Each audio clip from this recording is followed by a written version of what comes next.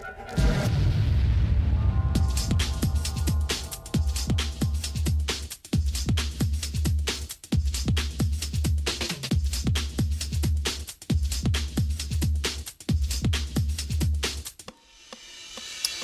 we're back. This is a new live session we're doing here to test out how screen sharing will work, and we're going to look at some JavaScript. So I've got the hot list with the agenda here. We've already covered all of number 1 through HTML and your setup for VS Code, and number 2 through the cascading style sheets. The last thing we mentioned is you should also pay attention to selectors. So I'll just throw a last section on here for D. D would be the CSS selectors. So you can do it by element, you can do it by ID, or you can do it by class. And if you want to see an example of that, you would just simply jump out to your W3C schools. We got the link right there. I can copy that, throw that in here. Let's make sure this is in the frame of the video, which it looks like it is now. And if I paste that in here and I jump into CSS selectors, that's the actual reference right there. So I'm talking about that. So I'm saying, check it out right there. That's how I'm going to finish up CSS. We're done with CSS. What's number 3 going to be? Number 3 is going to be JavaScript. Once you have an HTML document and you have your style, you need JavaScript. So let's talk about it. Let's put a list together for JavaScript and cheat off of here.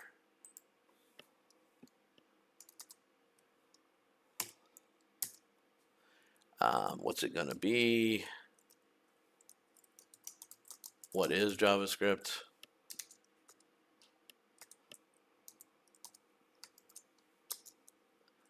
How do I use it in my HTML documents?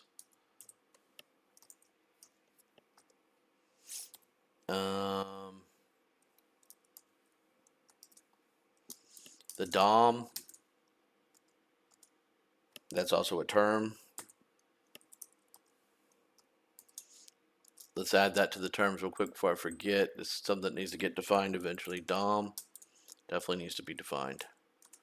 We already have some ECMAScript over here, which is good. Okay, so let's blaze through this real quick. JavaScript. Easy peasy, copy this. I can either jump into JavaScript over here on W3C, or I could go after some Wikipedia. I'll jump after some Wikipedia, because if you do a search on JavaScript, probably one of the first things going to come up. Well, it's actually a Mozilla developer. Here's W3C schools, and then, oh, I'm surprised Wiki hasn't come up yet. You'd think it would come up quick, but oh, it's over here. Okay, so I don't need to donate today. JavaScript. Not sure what I have the zoom level set on this right now. There we go. So JavaScript, according to Wikipedia, it is often abbreviated as JS, which is true. So if I say JS, that's JavaScript. It's a programming language and core technology of the web. This has been around since Web 1.0, by the way. It got created very fast. In fact, I think it got implemented in 1 weekend's time. It was rushed out, if you look at the origin of it. It has nothing to do with Java. The only thing relative to JavaScript and Java is the syntax of JavaScript follows the same curly bracket syntax as Java. That's about it. So right here they tell you not to be confused with Java, which is a programming language. This is a script. Java is a full-on programming language, and it's an object-oriented programming language. JavaScript is not. So never confuse JavaScript with Java. They're 2 different things. I love JavaScript. I've written a shit ton of JavaScript in my life. I've made a lot of money. If I take all the money I've made in web programming, a good chunk of it has been doing JavaScript. So you could base a whole career on this at this point. If you just wanted to do really cool modern front end UIs and like React and Angular and stuff like that, you could do it all in JavaScript. You could never write any C# or Java or anything else or SQL, and you could make a full living doing nothing but that, and you would be very busy and you'd be very satisfied. So JavaScript into itself is huge for web development. Web browsers have dedicated JavaScript engines that execute the client code. This is important to understand. Where does your JavaScript run? It runs in the web browser. There is other places to run JavaScript on servers they mention here. It is possible to do JavaScript on the server side now. It's called Node.js. Don't worry about that now. If you learn JavaScript for the browser, you'll be able to reuse all of that skill and syntax later on the server should you decide to do Node.js. Node.js started off as kind of a less popular platform, but it has expanded over the years. It's currently quite popular, and there were some guys I've heard that say go Node or go home, meaning they won't write anything but JavaScript, both client side and server side. So it is a real programming framework on the server side, but we're not going to focus on that. We're talking about on the client side on the browser. The ECMAScript standard gets referenced here. You should know there's a standard written just like there is for HTML, just like there is for CSS from the W3C. They wrote one for ECMAScripting, which covers both VBScript and JavaScript, really any scripting languages, including ActionScript inside of Flash content. So you like those Flash games? They depend on ActionScript, which is another ECMAScript. So you can ECMAScript your ass off and never go write any C# or Java if you wanted to and spend your whole life doing that. There's plenty of opportunity there. Um, JavaScript in the browser at this point is essential for manipulating the DOM. So you notice the DOM gets called out right away as well. What is that? That is the document object model. So we should probably go ahead and define that because I put it in the tab and we're talking about it. So let's just get it knocked out over here on the terms. I added DOM. What is DOM? Document object model. What does that mean?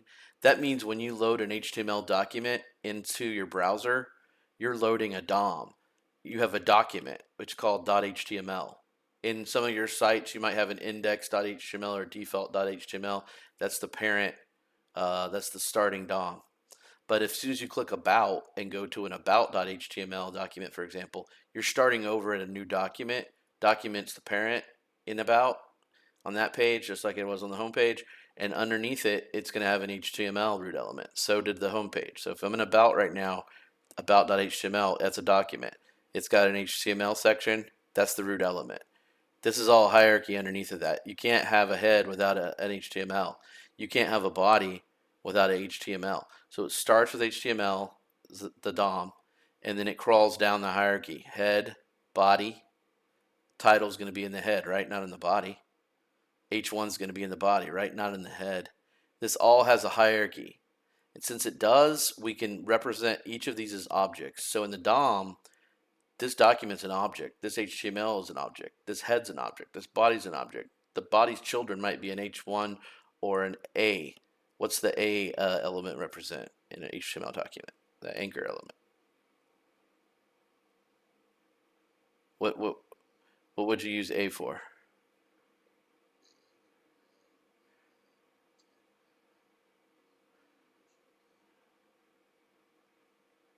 Open bracket A and then space, and what might go after the A? You might have an href, and then the href might equal a website like, yes, A is going to be your hyperlink element.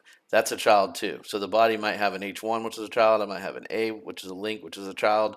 These are all children of the body. The head might have a title.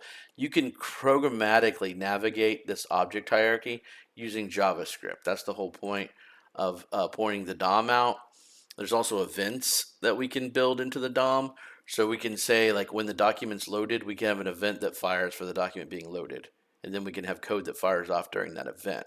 When you click on a certain element, like when you click on a button element in a form, we can have an on-click event, and we can have an event handler and code run for that event. So that's what the DOM brings us to an HTML document, is it gives us a structure that we can actually code against. So they're saying it's a cross-platform, language-independent interface that treats HTML or XML document as a tree structure, wherein each node is an object. So the document's an object, the head's an object, the body's an object, and all the children, none of them are objects. And they all exist in a hierarchy. And that's what the DOM is. So they say document is document node, HTML is element nodes. So really, it's kind of hard to summarize this, but it's document as a tree structure wherein each node is an object representing part of the document. That's kind of the best way to describe it at a high level. But even if you read that, it may not make sense until you use it. Because I'm describing it to you and I'm trying to visually show you it, but really you would have to code it to understand it. That's where JavaScript comes in. What is JavaScript? It's a scripting language that you're going to use. ECMA scripting language. Yeah.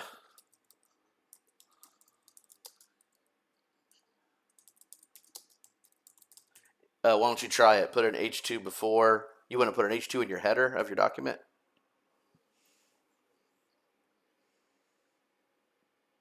Before the head section of your document, you're going to create an invalid document. If you'd like to see what happens, go do it and you'll see. The browser will try to interpret it and try to render best it can. But if you feed the browser an invalid document, it's unpredictable what's going to happen. It's gonna try to work it out, but you probably aren't going to get the desired result you're expecting. So that's what JavaScript is. It's for manipulating HTML elements. That includes style. And how do I use it in my HTML documents? Simple. Use JavaScript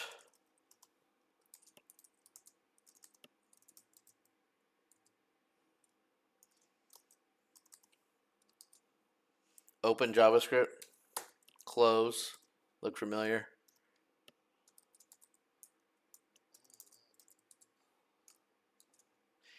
Open JavaScript, close JavaScript tag. You put your JavaScript in here.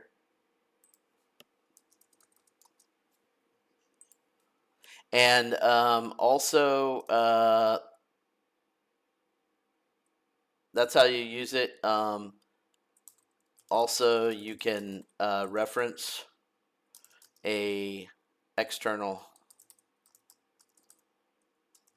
file, and it would need to be a .js file.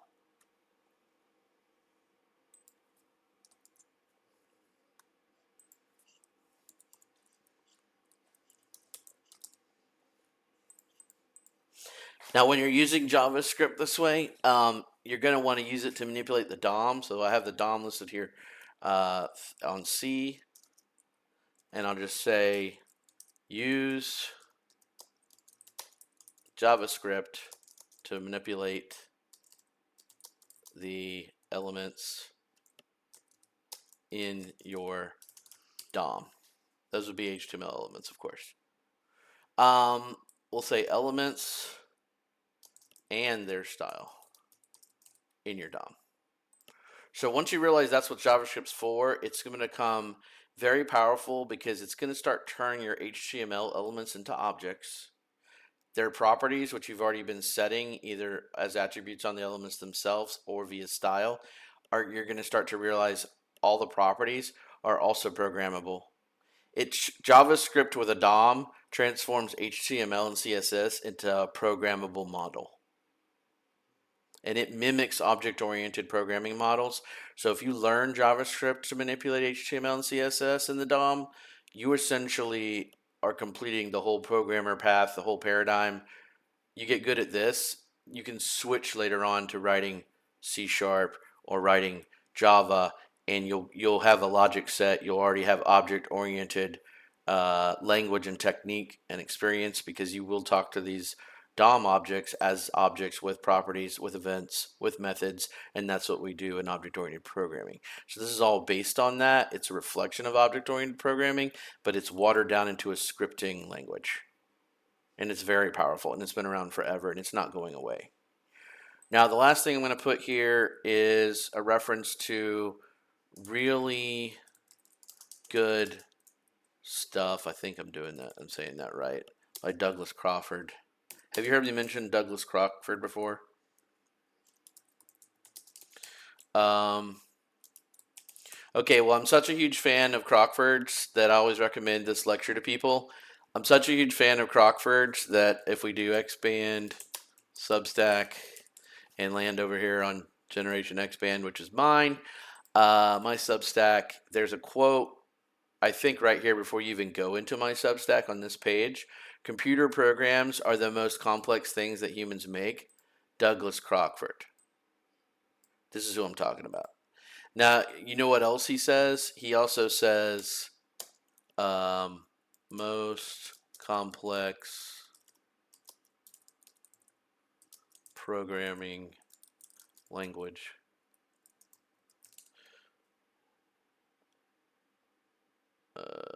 Most misunderstood.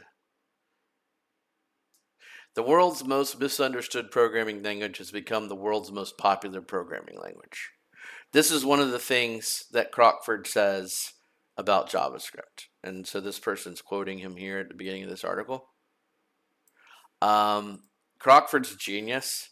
He's worked with Elon Musk. He's the godfather of some of the code over there at PayPal.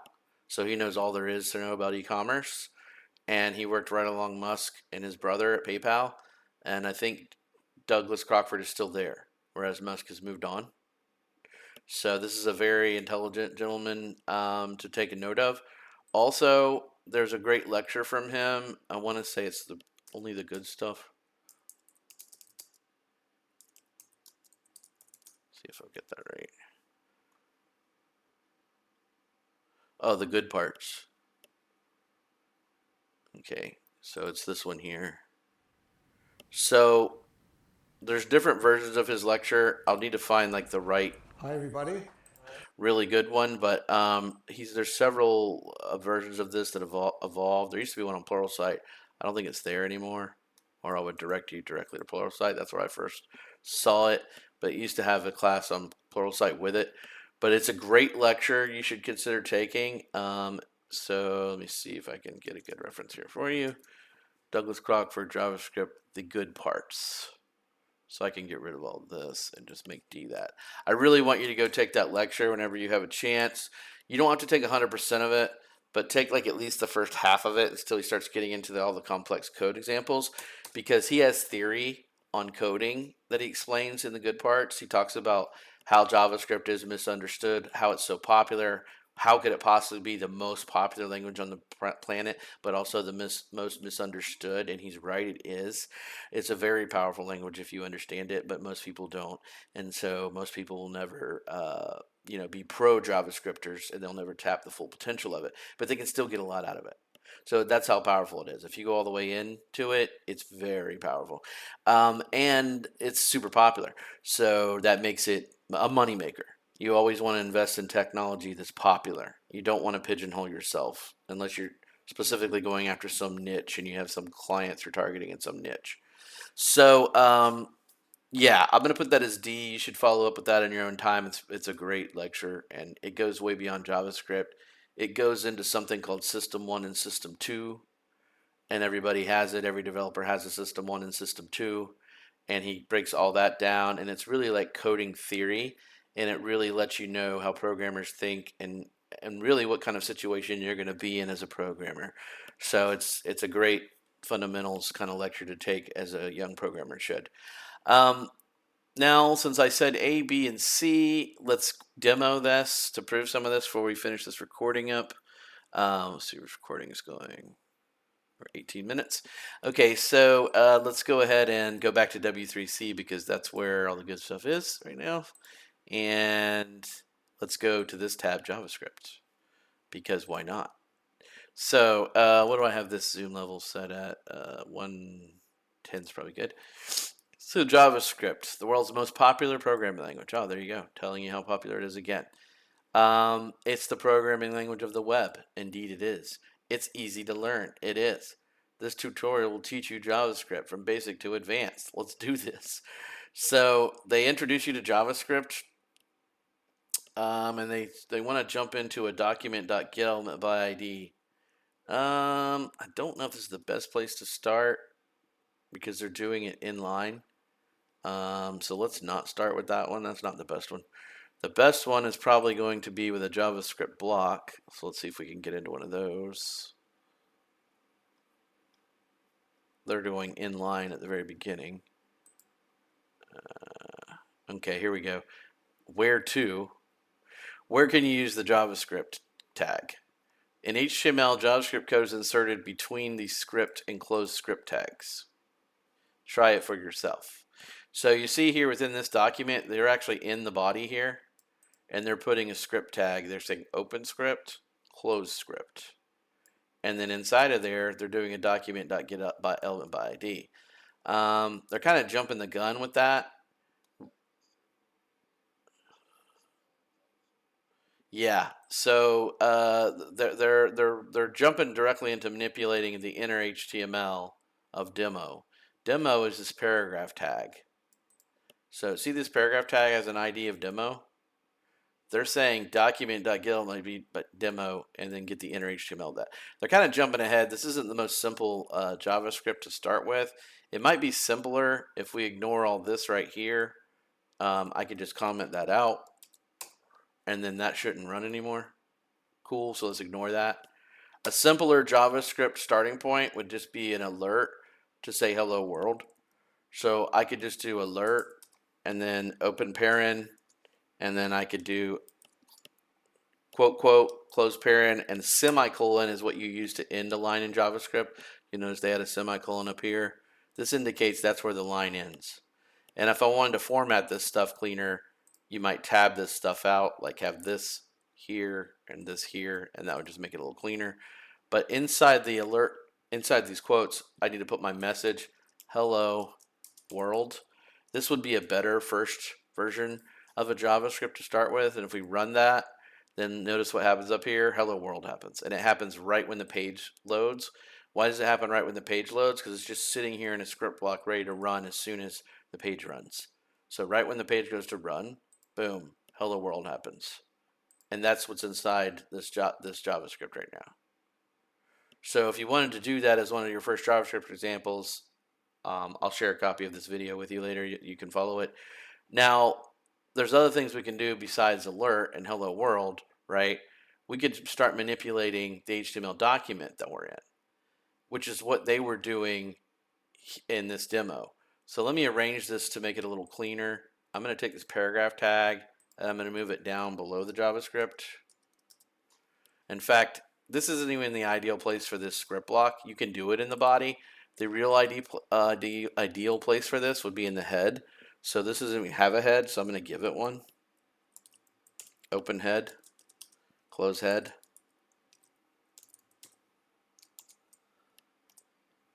You would probably have a title in there. They don't have one, but I'll just go ahead and shove that in here too. And of course, since I'm not in VS Code, I'm having to do all the heavy lifting by myself, which my title, there you go. You know what that is. Right below the title, just so we're clear where we're at, I'm putting the JavaScript in.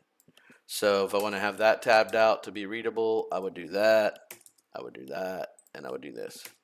Now, I'm going to turn off the alert. So the alert that we made that was firing off right when we start, well here, let's make sure I didn't break this. So I've made a few changes to this document. Run it, it's still running. Let's go ahead and move the alert to be above this document line so that it's first. Let's disable it so that's no longer happening. This will be down on the next line to get it a little spacing there, and then we can focus on that in a second. So if I run this, now nothing, right? Because everything's turned off. Now I'm going to turn this back on. What does this line say? I'm going to put a comment above it. This line is basically saying, in the DOM, get a ref to the element with the ID of, and the ID they're going after is demo. So they're saying go crawl the document object model and find an element with the ID of demo. That would be this paragraph tag, right? And then it's saying once you find demo, because that's all this does, document.getElementById demo, it selects and finds that object in the DOM. .inner HTML is a property that you can set or read off of an object. This is saying get the inner HTML, so any HTML tags that are inside of there, and set it equal to my first JavaScript. So right now there's no HTML inside of the paragraph tag, but it's going to inject that to be this content here, which is just clear text. So I'm going to run it. Oh, something went wrong. I appear to have broke it. So let's see here. What would have broke that? Can this not run in the head section because of the order this is loading in? That might be the problem. There's no event here for the document being loaded. That's probably why they cheated and had the block down into the document. So I'll move it back down there now. Yeah. There we go. So because it's not an event, this script isn't in a proper event where it's like, hey, run the script when the document's loaded. It's not in any kind of event handler to do that. It's just in the raw script block. So that's why they put it in the body, so that this can load first, then this loads after, and then it can find that element by that point. Yeah. So that's what it is. But notice it creates this in the page, right? Because if I turn this off, let me comment this line out again. Turn that off, run it. That script line doesn't happen. So if you don't do document.getElement by ID and find this this object, the paragraph tag, and set its inner HTML, then it doesn't have any. So what I can do then is say, okay, well, it says inner HTML. Can I really put actual HTML in there? You know I can. So for the JavaScript, I'm going to put a bold tag right here. And then right after the JavaScript, I'm going to close the bold tag. So now this really does have HTML. It's got clear text with formatted HTML in it, right? I'm going to run it. Hey, look, JavaScript's bold. So I really am setting the inner HTML. Does that mean I could actually put divs and other paragraphs and everything in here? You know I can. So if I did a div right there, and I did a closed div right there, and then inside of that div, I did like another paragraph, and I did some other paragraph junk here, close paragraph, right? I could keep going, but I think you get the point. All of that's going to get injected into that paragraph. And this doesn't even have to be a paragraph. It's just getting the element by ID. So I could make this a div.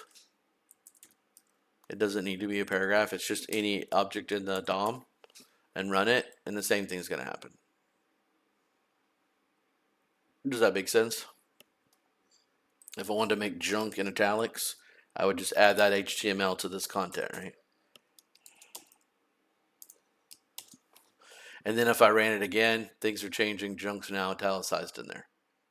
And we're injecting into a div now.